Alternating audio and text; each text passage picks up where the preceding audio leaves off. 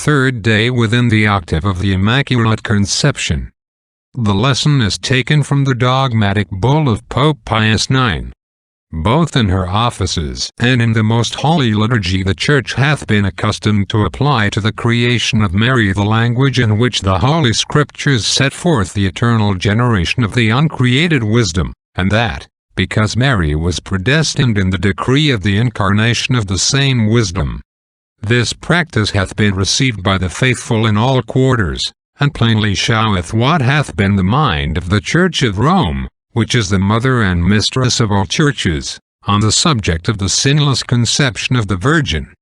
Nevertheless, it is fitting to set forth in greater detail the celebrated acts of this Church, on account of that preeminent rank and power which all other churches are bound to yield her, because she is the center of Catholic truth and unity, wherein alone doctrine is always preserved pure, and from whom all the other churches must needs receive the tradition of the faith. Thus it hath always been one of the most striking features of the Roman Church that she hath most powerfully asserted, guarded, promoted, and vindicated the doctrine that the Virgin was conceived without sin. It hath been the boast of our predecessors that by their authority they instituted in the Roman Church the feast of the Conception of Mary, and caused it to be observed with an office and a mass wherein her privilege of immunity from original sin was openly asserted. Our said predecessors have done everything in their power to increase the love of the faithful for this doctrine, by granting indulgences in its honor, by giving permission to cities, provinces, and kingdoms to choose for their patroness the Mother of God, under her title conceived without sin, by approving of guilds, congregations, and associations of persons under vows, all instituted in honor of the sinless conception, by praising the piety of those who have founded convents, hospitals, altars and churches named from this belief, and lastly, by encouraging those who have taken an oath to defend this opinion to the utmost of their power. Moreover, our said predecessors with great joy ordained that the feast of the said Conception should be observed as of the same rank as that of the Nativity of the Blessed Virgin, and appointed that it should be kept with an octave throughout the whole Church. They added this feast to those which are commanded to be kept with solemnity, and ordered that the ceremony called a papal chapel should take place every year on this feast in our patriarchal Basilica of Our Lady of the Snows. And above all did they rejoice in the hope of strengthening this belief in the minds of the faithful, and stirring them up to love and venerate the Virgin, conceived without sin, when they granted permission to add to the litany of Loreto the invocation, Queen conceived without original sin, and to insert the word stainless into the preface of the Mass on this feast, that so the law of prayer might become the law of belief. Amen. The lesson is taken from the Holy Gospel according to St. Luke. In illo tempore.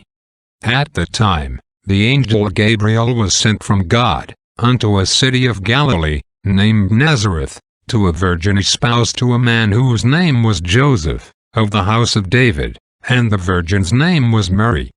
And so on. Homily by Saint Bernard, Abbot of Clairvaux. Rejoice, Father Adam, and yet more thou Mother Eve, ye that are the source of all, and the ruin of all, and the unhappy cause of their ruin before ye gave them birth. Be comforted both in your daughter, and such a daughter. But chiefly thou, O woman, of whom the first evil came, and who hast cast thy slur upon all women. The time is come for the slur to be taken away, and for the man to have nothing to say against the woman. At the first, when he unwisely began to make excuse, he scrupled not to throw the blame upon her, saying, The woman whom thou gavest to be with me, she gave me of the tree, and I did eat.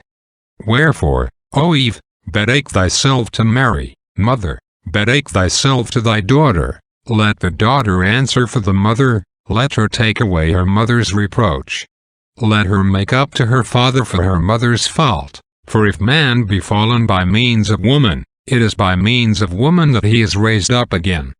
What didst thou say, O Adam?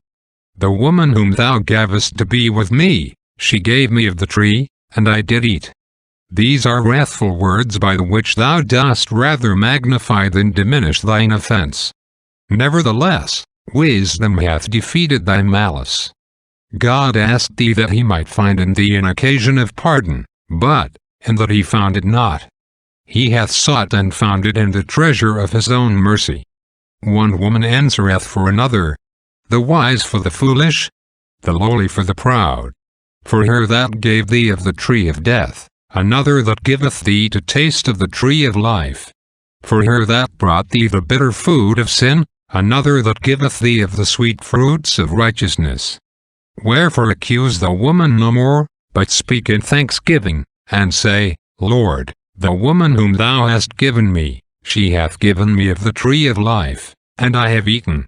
And it is in my mouth sweeter than honey, for thereby hast thou quickened me. Behold, it was for this that the angel Gabriel was sent to the Virgin, to the most worshipful of women, a woman more wonderful than all women, the restorer of them that went before, and the quickener of them that come after her.